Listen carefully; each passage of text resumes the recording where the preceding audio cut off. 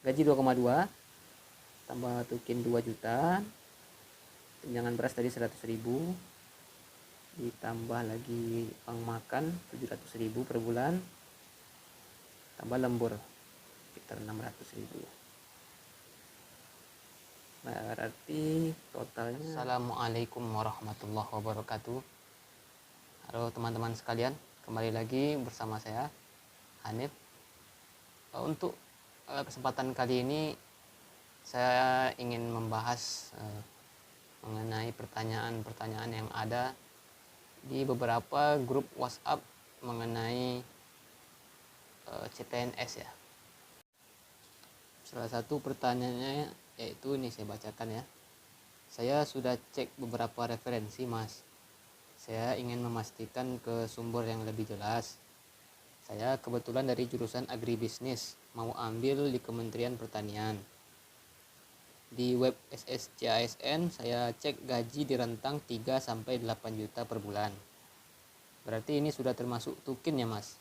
Kalau untuk take home pay sebulan di kisaran berapa ya mas? Saya sedikit takut kalau semisal ambil di Kementerian Pertanian tidak cukup untuk saya karena kebetulan saya sandwich generation. Jadi butuh banyak pertimbangan. Kalau di tempat kerjanya saya sekarang dapat 8 sampai 9 juta per bulannya mas. Kalau di Kementerian Pertanian kira-kira bisa dapat segitu nggak ya mas? Terima kasih banyak mas. Nah ini, kalau dari pribadi saya, sebenarnya kebutuhan kita itu tentu berbeda-beda masing-masing. Juga kita mempertimbangkan juga daerah kita mengambil CPNS. Daerah di Pulau Jawa dengan di Pulau Sumatera, dengan di Kalimantan, dengan di Papua tentu berbeda biaya hidupnya. Biaya hidup tuh bisa jadi dari kontrakan, dari transportasinya, biaya hidup sehari-hari, makan dan sebagainya. Cuma kalau di CPNS kan itu kita sudah ada standar gajinya, ada di internet, bisa dipertimbangkan lah, nanti dilihat.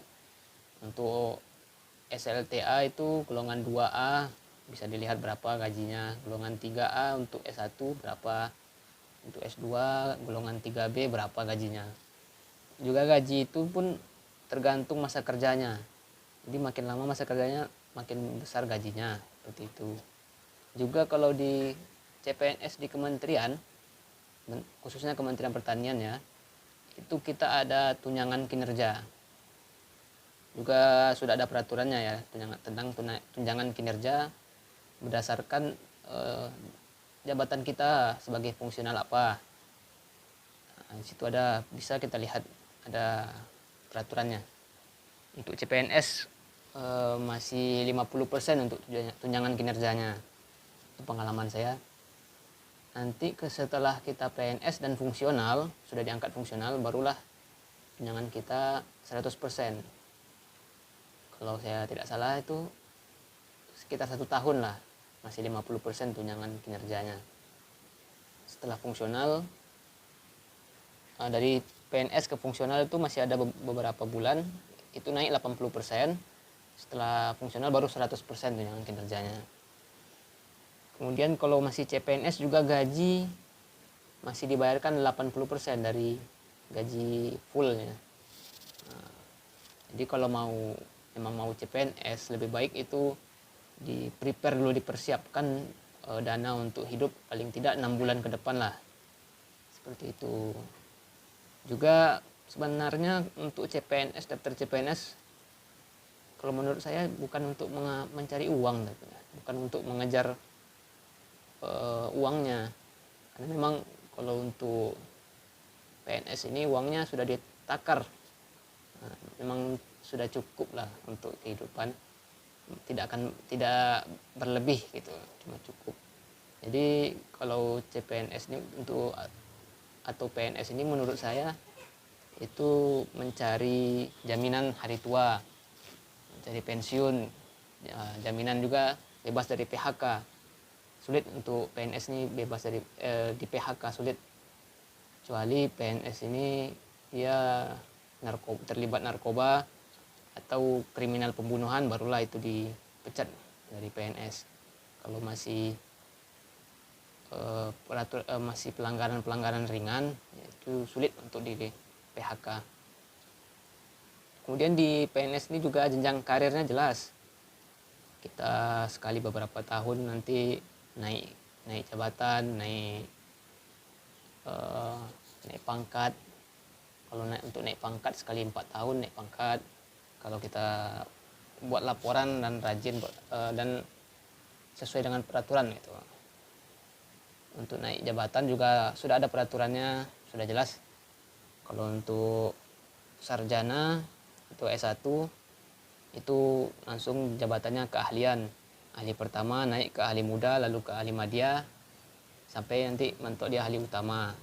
Kalau untuk jabatan SLTA sederajat dan juga D3 atau diploma, itu jenjangnya keterampilan dari pemula untuk yang SLTA, kemudian terampil untuk yang D3, lalu mahir, nanti mentok di penyelia, seperti itu.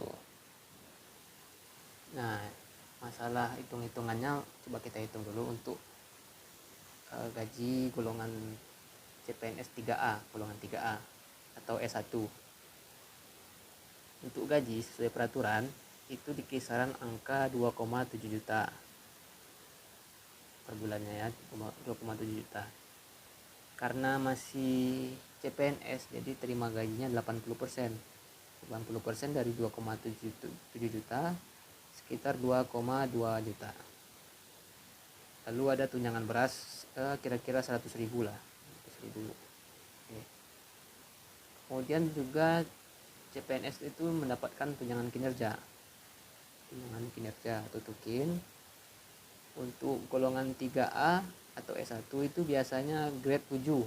Oh, di Kementerian Pertanian ada yang grade 8, ada yang grade 7. Kita ambil yang grade 7. Grade 7 itu kisaran 3,9 juta per bulan.